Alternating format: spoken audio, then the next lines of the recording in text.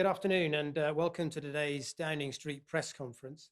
I'm pleased to be joined today by Steve Powis, the Medical Director of NHS England. And before we give an update on the latest figures on the coronavirus and also our work to help support the vulnerable get access to food, today is, of course, the 75th anniversary of VE Day. And although many of the lockdown measures that are in place and the social distancing measures are in place mean that many of the planned events have been unable to take place as originally envisaged. Today is an important day to pause and remember. And 75 years ago, people poured into the streets of our scarred cities to celebrate the end of that most difficult conflict. Our soldiers fought around the world. There were countless acts of bravery. 450,000 British people sadly lost their lives. And it was a moment when our whole country pulled together. As DEFRA Secretary, I would like to take this opportunity to record the efforts of those who also contributed in a non-military way, in particular our farmers who stepped up to ensure that the nation was fed, and the many women who responded to the call to join the Women's Land Army. In a moment, I'm going to give you an update on our work to support the vulnerable get access to food. But firstly, let me give you an update on the latest data from the COBRA coronavirus data file. I can report that through the government's ongoing monitoring and testing programme, as of today, 1,631,561 tests for coronavirus have now been carried out in the UK, including 97,029 tests carried out yesterday. 211,364 people have tested positive, and that's an increase of 4,649 cases since yesterday. 11,788 people are currently in hospital with the coronavirus, down from 12,688 the previous day. And sadly, of those tested positive for coronavirus across all settings, 31,241 have now died. That's an increase of 626 fatalities since yesterday.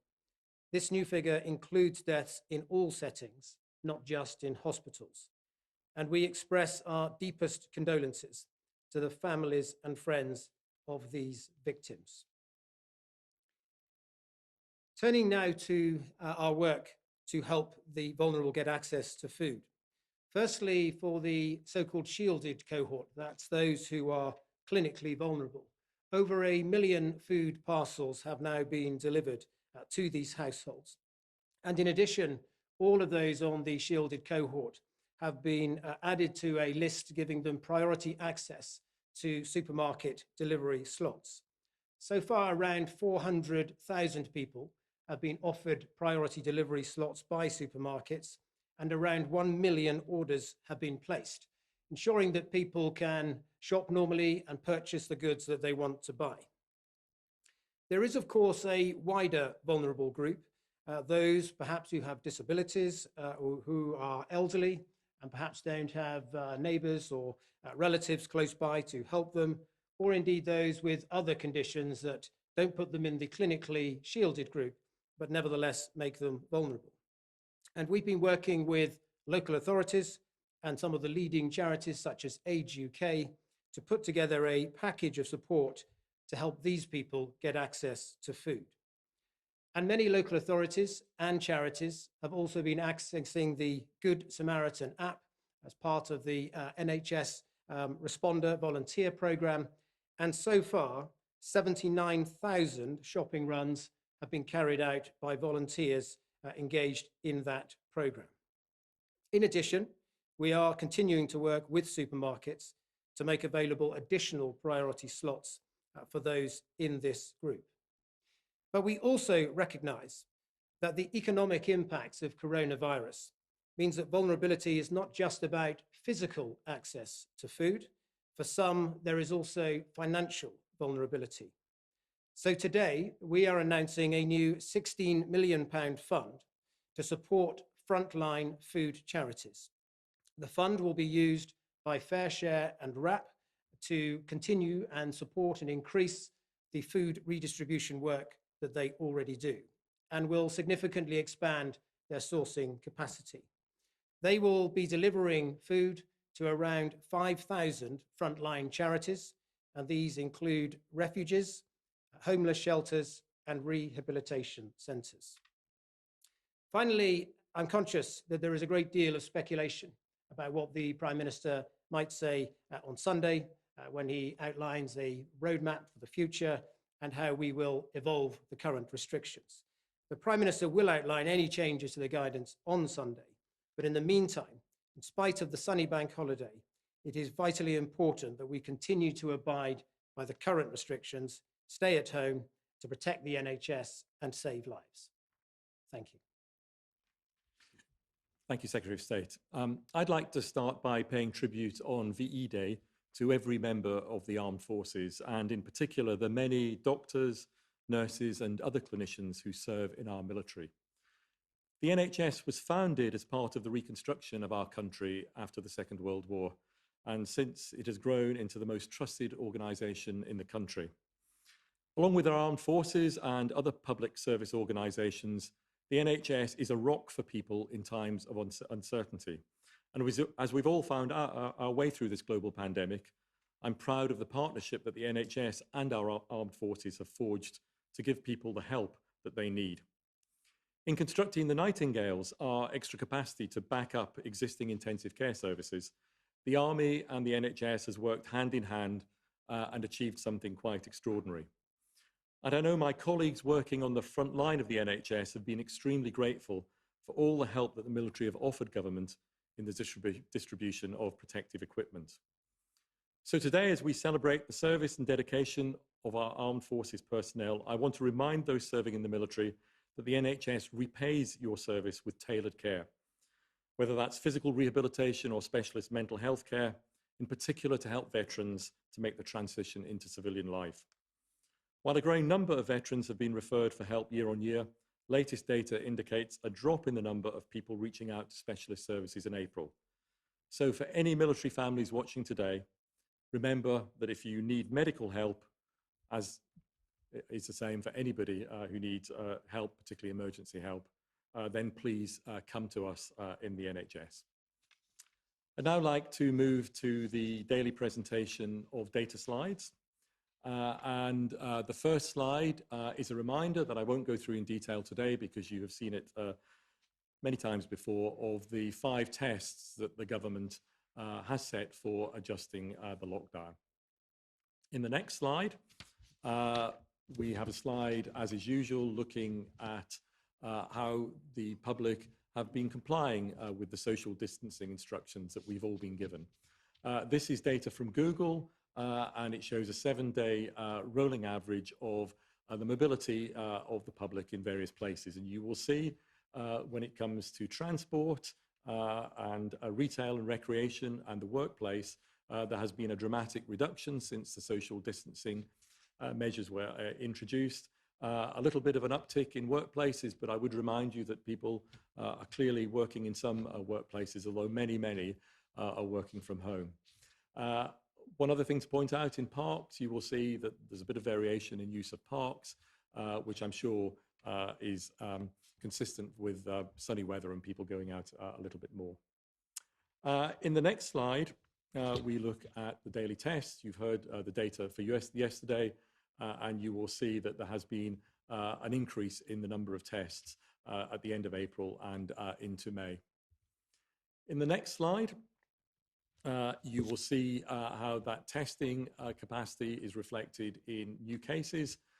You will see a steady number of new cases being reported, and these remember, are those individuals who test positive in the testing program.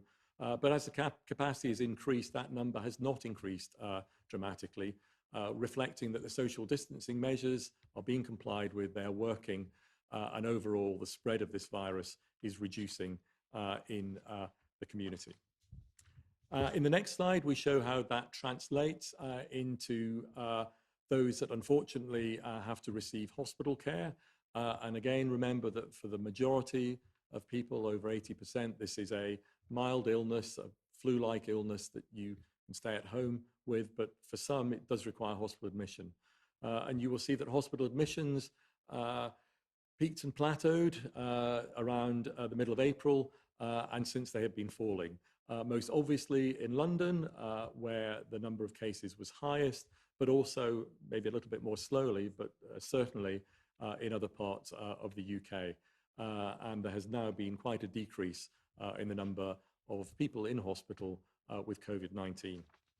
And then for the sickest patients, in the next slide, you can see the usage of critical care beds for patients who have COVID-19. Again, a minority, but these are the sickest patients who require the most intensive care. This shows a proportion of beds, and you can see that that proportion has again been falling since the middle of April and is now down at below a third. And the absolute numbers of patients in critical care beds with COVID-19 is similarly falling. And then finally, we show data on deaths, and sadly, you will have just heard of another 626 deaths in all settings today. But you can also see from this slide that when looking at the 7-day rolling average, which means that we can correct for changes from day to day, there again is a decline in overall deaths that again has been occurring from the middle to end of April. And then last is the international comparison. This shows the UK, all settings now with a lag on it. Well, sorry, not with a lag on it, but UK all settings set from a particular start point for all countries.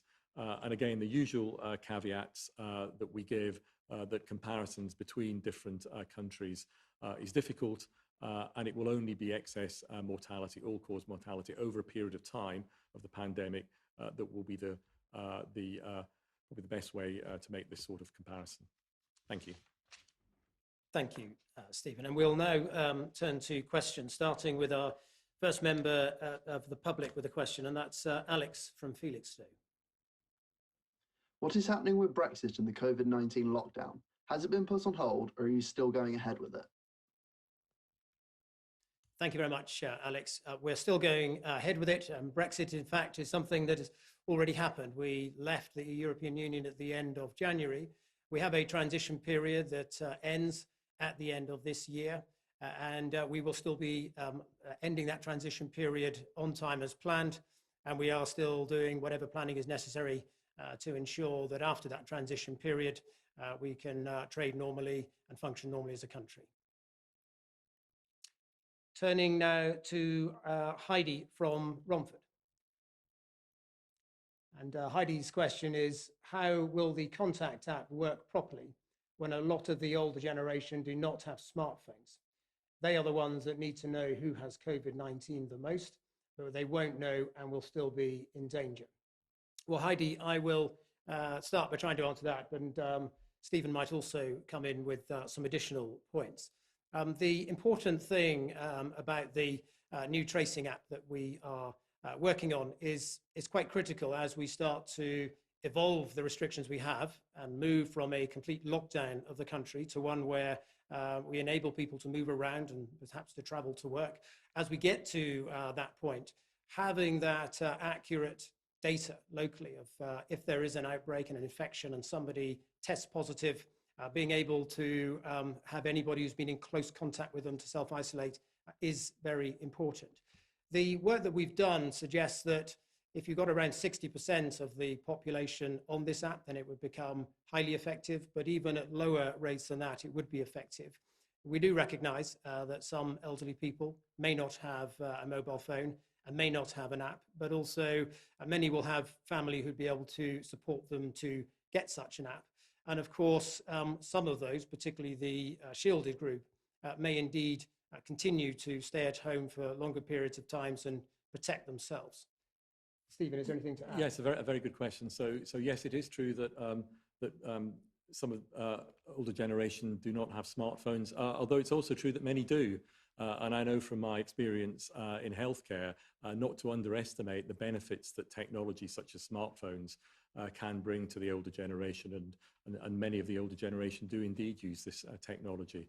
And of course, the older generation are not the only people in society who may not have smartphones. So it's absolutely correct that the app will not be the only way in which we will be able to monitor and track down people or track down contacts of people who have coronavirus going forward. It will be an important part, but it will not be the only part. Thank you, Stephen. And the next question we've got is Ben Wright from the BBC. Go ahead, Ben. Thank you, Secretary of State. You don't want to preempt the Prime Minister, but today the Welsh Government has announced some modest changes to their lockdown rules before the Prime Minister speaks on Sunday. Can we expect those measures to be mirrored in England? And what can you as the UK government do to ensure the public receive a very clear message? Well, look, Ben, our very clear message today is that even though it's going to be a sunny bank holiday, it is absolutely essential that people abide by the current restrictions and stay at home and don't succumb to the temptation to go out and about. And we will have to wait for what the Prime Minister has to say on Sunday. But I think what I can say is this: he's going to set out effectively a roadmap of how we can evolve the current restrictions we have, this complete lockdown at the moment, to something where certain activities may become possible in the short term, in the near term, and other things might take much longer. We have to be realistic that there isn't going to be any dramatic overnight change. We will be very, very cautious as we loosen the restrictions we have. As the data that we're outlining on a daily basis shows, we are not out of the woods. There are still major challenges with this virus. We will be living with this virus for some time to come. And it's therefore important to avoid that second peak that could overwhelm our NHS, that we exit and evolve these restrictions very, very carefully. I would also say this: we work very closely with all of the devolved administrations. They attend the COBRA meetings when some of these matters are discussed. And as far as possible, while each devolved administration has obviously got the freedom to have slightly different approaches, as far as possible, we are all working together to try to have a broadly similar UK approach. Did you want to come back on? Yeah, just at yesterday's briefing, we were promised more data on how the R rate varies across the country, nationally and regionally. When are we going to see that data? And is it the case that the R rate has to be universally low across all 4 nations before we can expect to see a significant lifting of the lockdown? I might ask Stephen whether he can pick up on that point. Yeah, so Paul, I can't give you the data by region. I think what has been said at the R is somewhere between 0.5 and 0.9. It undoubtedly will vary from place to place, and it will vary over time from place to place. The important thing is that as a whole, that it stays below 1. And the 5 tests that were in the initial slide I showed, I went through them quickly, but you will know what they are. And you've just heard that one of them is to ensure that we don't risk a second peak and we don't risk putting pressure on our health service that overwhelms it. And to do that, it is a requirement to make sure that R is below 1 and cases, the number of new cases in the community is not rising. So it will vary across geographies, it will vary from time to time, but the important thing is to keep it below 1. Okay, thank you very much, Ben. And we'll now turn to Carl Dinnan from ITV. Carl, thank you, Secretary of State. Are you disappointed, given the news from the Welsh First Minister today, that the 4 nations don't look like they will be taking exactly the same approach to the handling of this virus? Well, look, the devolved administrations do, obviously have competence over some of these issues, some of these measures, and from the beginning, some of them have done slightly different things to England. But generally speaking, we've taken similar approaches and we've been in steps, even though there have been some slight differences. I don't think we need to get too worked up about timings of different announcements. Scotland made some comments, obviously last week, Wales has today. The Prime Minister will be setting out his approach and that roadmap and how we intend to evolve these restrictions on Sunday. Can I ask if the restrictions are going to evolve, and that suggests that in some ways something might be eased, how are you going to monitor whether or not you've been able to do that without risking a resurgence of the virus, without significantly more testing than you're currently able to do? Well, I think the first thing I must stress is that any evolution of the current restrictions will be done with the utmost of caution. There isn't going to be dramatic change in the short term. We will be cautiously making some changes where we think those can be considered, and the Prime Minister will be setting out a timetable for other changes as well. In terms of how we monitor things, we do now have quite a substantial surveillance program that's being run by ONS, where we are doing sample data, testing people to get an understanding of the prevalence of this disease. And further work like that, particularly on a regional basis, will help us to understand trends in the disease. And obviously, we also have the daily data that we've been publishing now regularly from our coronavirus file, which actually shows some of the key indicators in terms of new infections. So we will be monitoring this very, very closely as any changes are made. I don't know, Stephen, if you wanted to add. So in monitoring infectious diseases in the community, including in epidemics, it's really important to have a range of different things that you measure as part of an overall surveillance system.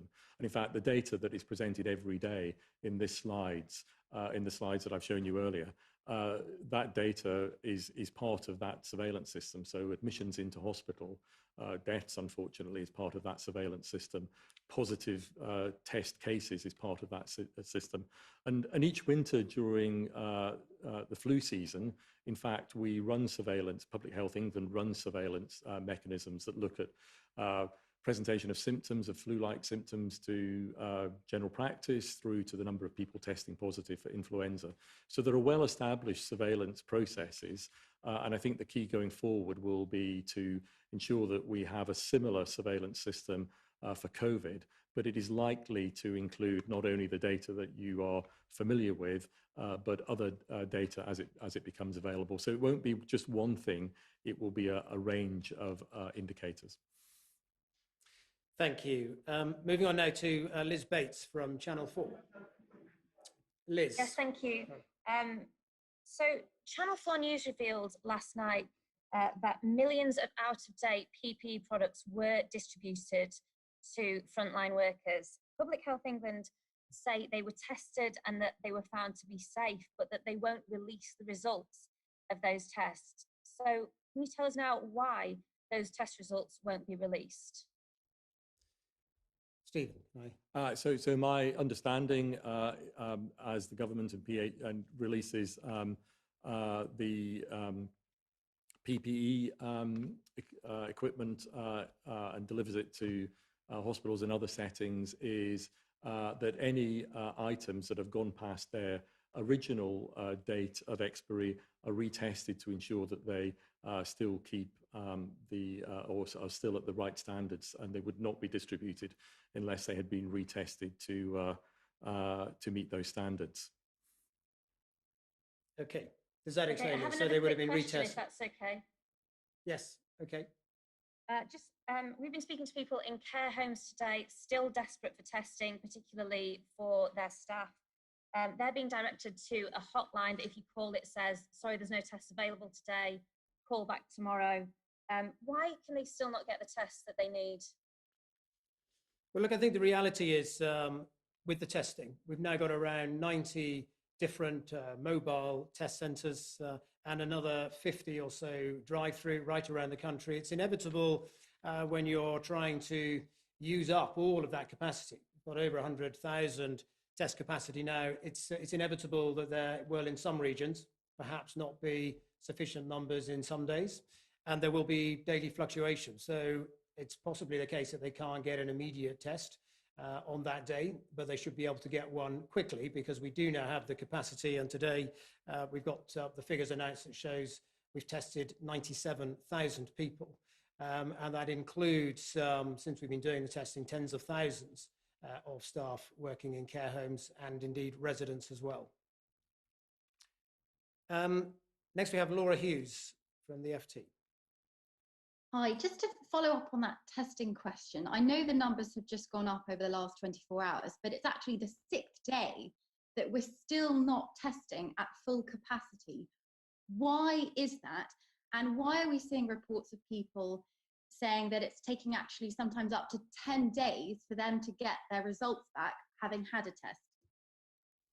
Well, I think it's probably for the reasons that I outlined, and I may ask Stephen to come in on this point in a moment. But if you have, as we do, 50 different sites that are offering these drive-through tests, you will get regional variances. You'll have some days where there are surplus tests and people haven't come forward to take them in some areas, and you'll have other areas where they don't have quite enough capacity for that local demand in that particular local area. You're going to get those day-to-day fluctuations. I think the important thing is we set this target to get 100,000 tests, and we have that capacity.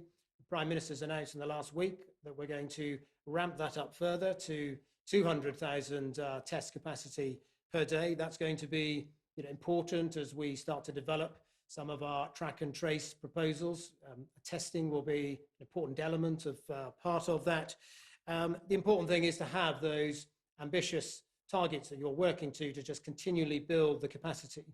But you will, of course, get daily fluctuations in availability in any given local area.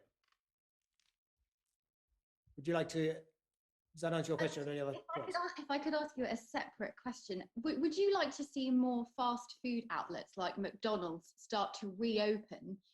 Were you disappointed that a number of fast food retailers actually closed? Do you feel like they could have stayed open safely?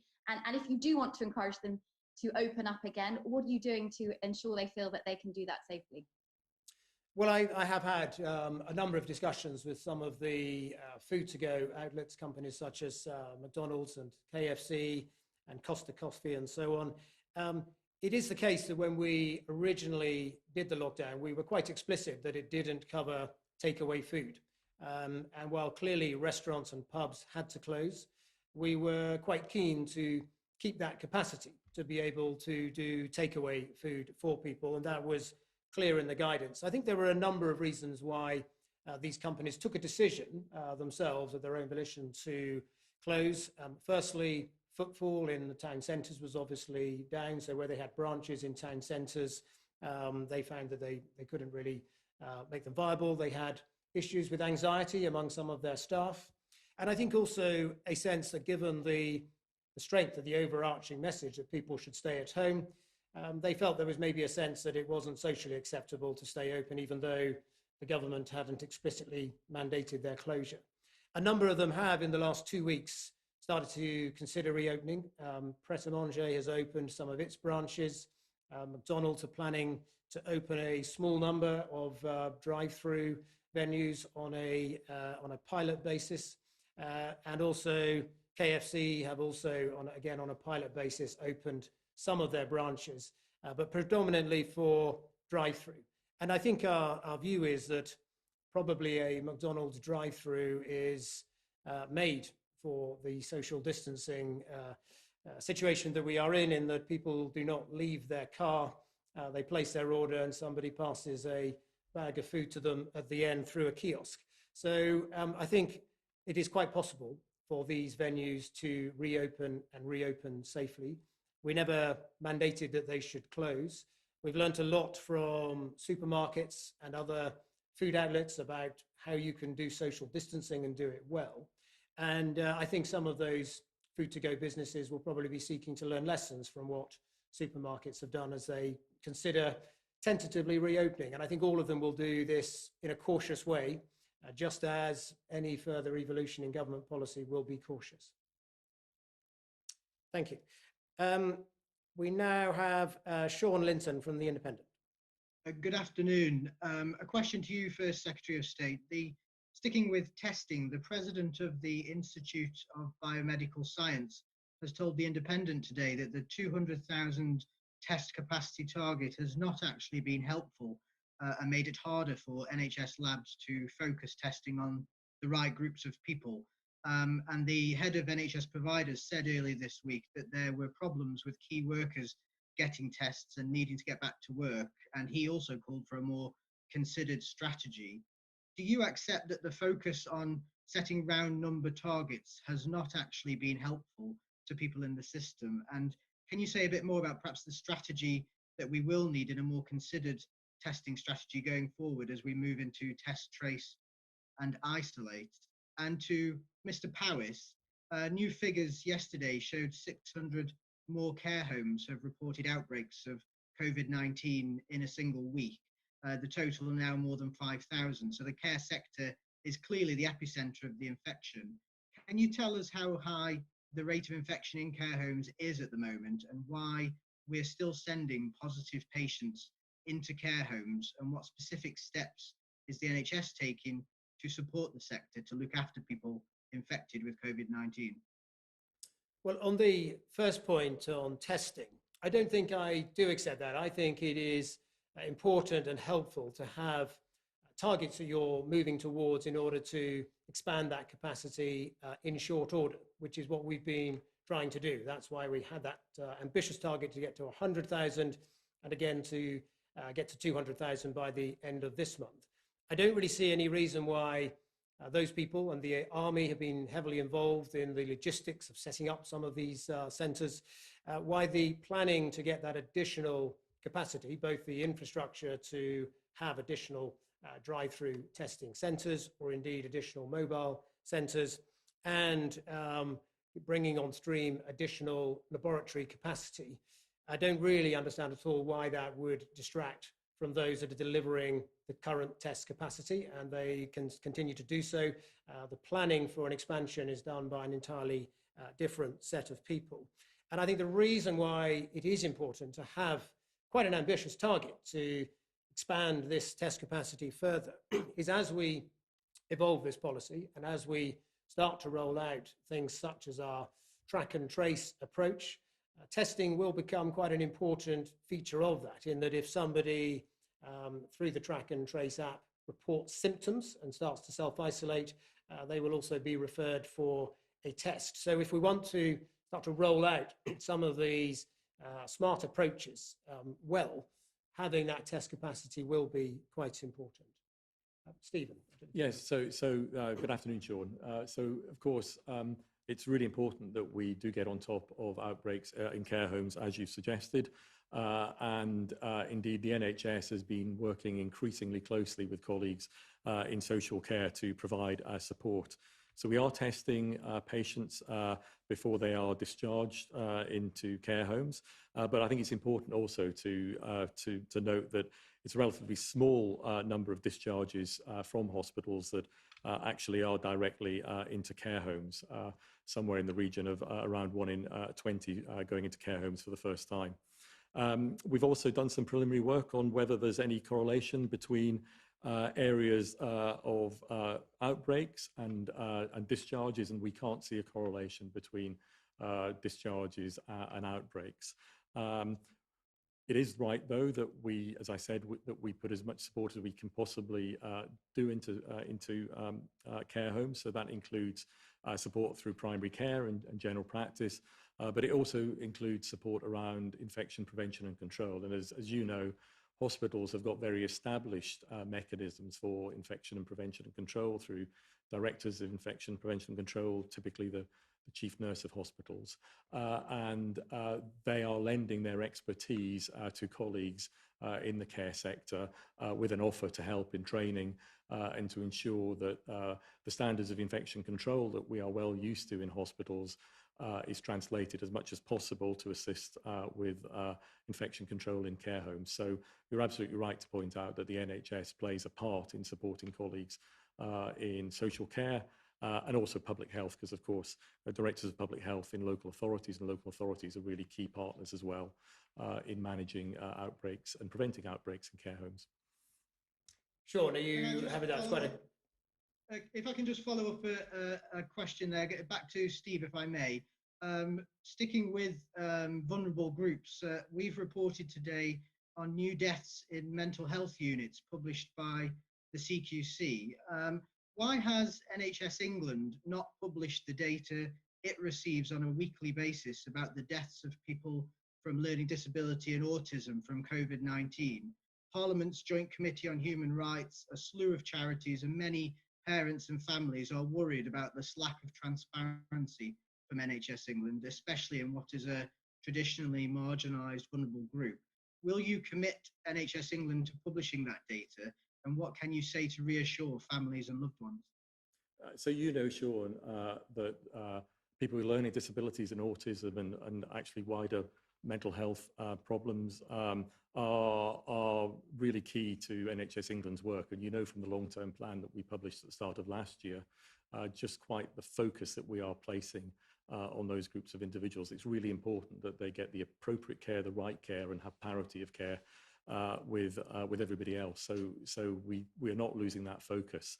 In terms of patients with mental health who are unfortunately dying with COVID-19, many of those have been transferred from mental health facilities into acute hospitals. It is a small number, but they are being transferred.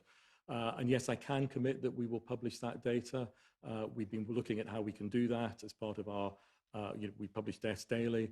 We're looking at how we can report on those groups, and I'll commit that that from next week we will be publishing data on learning disabilities, autism, and mental health patients who have died in acute hospitals, and we'll do that on an ongoing basis. Thank you very much, Sean. And then finally, we have Stephen Pollard from the Jewish Chronicle. Hi. Many people rely on charities for social care. And with the huge rise in job losses, those charities which provide administrative support and help with benefits and so on, the demand for them has soared at the very time when their funding has basically stopped. And the one thing you hear consistently from charities is that the government's package, while welcome, is nothing like big enough. Given that a lot of these charities are providing services that either wouldn't exist or would cost the taxpayer a fortune if the taxpayer was to provide them, is there any prospect of further funding for charities being considered? Well, Stephen, as you alluded to, we have got that fund that was announced, the £750 million fund to support a range of charities, a wide range of areas supporting people suffering from the coronavirus. Indeed, the £16 million package that I've announced today is being drawn as part of that £750 million funding package. There have been many successful bids into that, covering all of the areas that you've mentioned, also some of the food charities, and many more besides, including packages to support, for instance, smaller zoos and some of the other venues that have been affected. So it's been quite a broad package, I think quite a supportive package. These are extraordinary times, but I think that £750 million fund is very welcome and has helped a lot of charities with the additional burdens that they have as a result of the coronavirus. Are there any other points you wanted to make as well? Yeah, just one. One of the most heartbreaking things for many people who've lost a loved one to coronavirus is the restriction on mourners at funerals. Understandable restrictions, but no less heartbreaking for that. I just wondered if there's any prospect in the relaxation of or the easing of some of the rules that the Prime Minister will announce, if mourners may be allowed, close, family mourners may be allowed to attend funerals. Well, I completely understand the point you're making, and this is a very sensitive issue. And I also know that because gatherings at places of worship have also been stopped for lots of people from many different religions, that has also affected them as well. But it is funerals, I think, that that are the hardest here. We have allowed funerals to continue for immediate family members, close family members, but I appreciate that that's not not much hope for wider family who would also like to attend. This is an area that we will be looking at closely. Obviously, I can't prejudge what the Prime Minister might say on Sunday, but I can reassure you that we're very conscious that this is an incredibly sensitive matter, that people want the opportunity to pay their last respects. Obviously, we have to be cautious because we have to be very careful about large social gatherings, but it is something that we are giving consideration to. Right. Thank you very much. That's the end of the questions that we've got today.